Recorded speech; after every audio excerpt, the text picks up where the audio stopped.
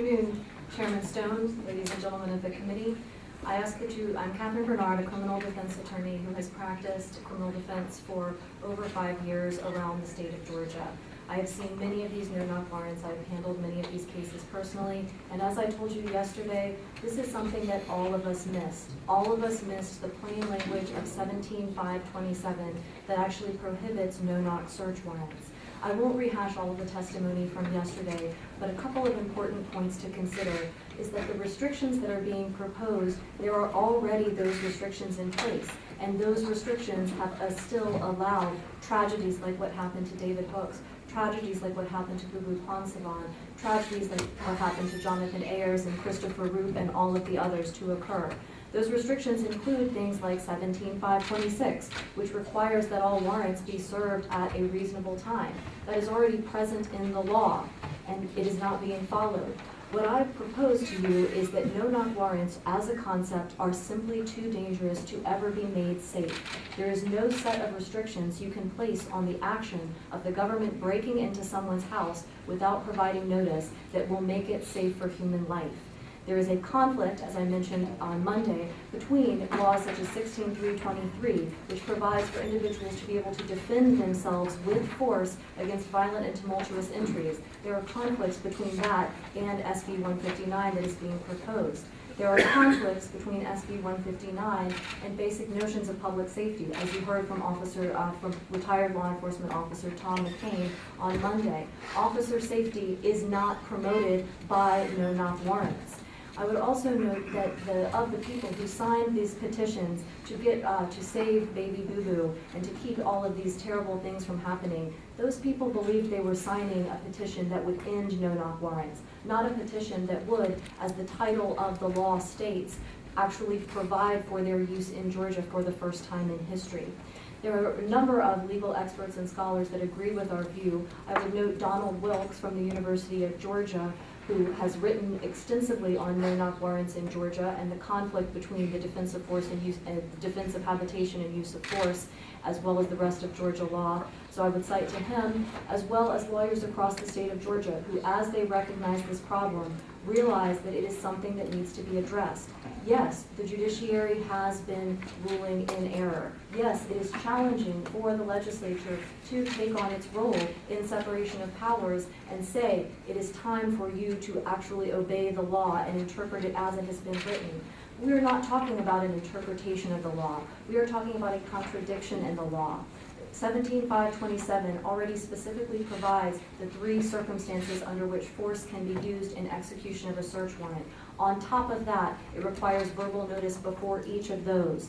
What the judges have done, and it is through the influence of the federal government, what the judges have done is not just add an exception, add an additional circumstance. That would be problematic enough from the perspective of statutory construction. No, what they have done is actually reverse that precondition that was deliberately placed into Georgia law and has been present since we have been a state, since English common law in 1603.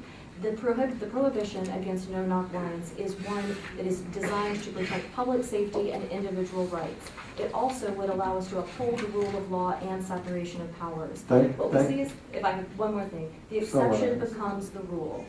If we have no-knock warrants at all, there are no restrictions that will be able to keep human life here in Georgia safe. Thank you very much. Before you leave, we have some questions. Certainly. Senator Hill. Thank you for being here, and thank you for Michael and the others that have spoken. And Mr. Chairman, I apologize. I was in an appropriations meeting last time when you all began this conversation at the last hearing. So I'm coming in a little bit newer than maybe the other committee members, but the idea here is that the courts have ruled these clearly to be legal, so aren't we trying to tighten up the construct around these things? And obviously we're codifying them if we pass this bill. However, the idea is that they're currently a little bit broader than we would like them to be. So is there, I guess the question for you is, and for others if they want to, is there a construct that you think you'd be amenable to in terms of, is there a circumstance by which you think a no-knock warrant would be authorized? Or is it just or not? As in currently authorized by Georgia case law, it is something that has been going on across Georgia for the past 40 years. It's really about a circumstance, a criminal circumstance by which you would think it would be worthy of having one. Under Georgia law, under this legislature's law, no no-knock warrant would be legal because of the verbal notice requirement that is outlined specifically in 17-527. The only remedy for the situation that we're in is the legislature. It's a classic separation of powers problem. The judiciary has incorrectly interpreted a law that would, in a way that actually contradicts its plain language. And so no, there is no no-knock search warrant that would be legal to execute under current Georgia law, and it is the proper role of the legislature to make sure that that legislative intent is followed and that Georgians are kept safe. Yeah, Senator Bethel. Senator Liggett. Thank you, Mr. Chairman. I just want to kind of walk through this a little bit and to make sure that I understand this. Certainly. What we're saying is that in the current statute as written, for getting any court interpretation, it is clear that a no-knock warrant would not be permitted. You would have to knock and announce yourself before executing the warrant. Am I correct on that statement? That's correct. You Okay. require verbal notice or the good faith attempt to provide it. And then it was a Court of Appeals decision that looked at the statute and said that the no-knock warrant is permissible under the statute. That's correct. You're referring to the State versus Skull in 1970, which was the first Court of Appeals case that handled this in Georgia.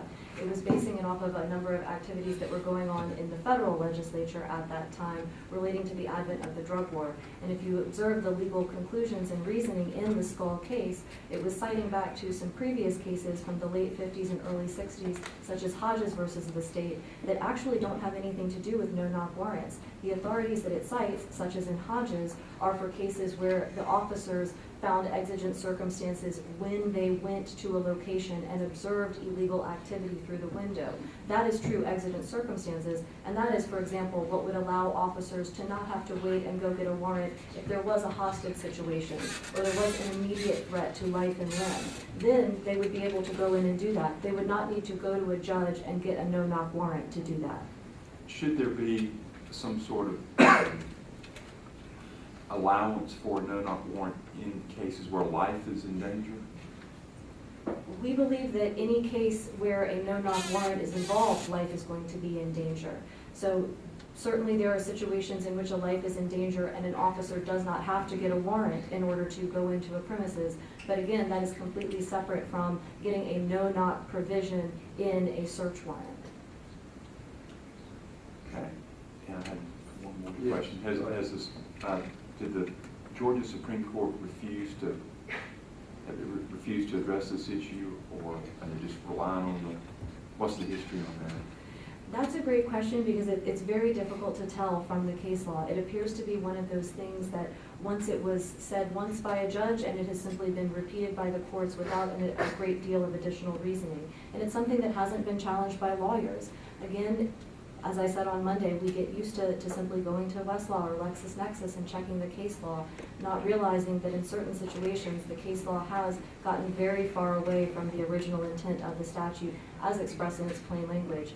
Really the closest analogy we're dealing with here is the Obamacare fight, where you have people defending the law saying, oh no, they meant something different than the plain language of the statute, when in fact the plain language of the statute is the best gauge of legislative intent, and to allow anything else would be to promote judicial activism, which I would note Attorney Williams and Attorney Davis both cited judicial activism as the reason why no-knock warrants are currently being served in Georgia and have been for the past 40 years. I want to emphasize this is an important time for the legislature to take on this role of protecting Georgians from erroneous decisions of the past 40 years.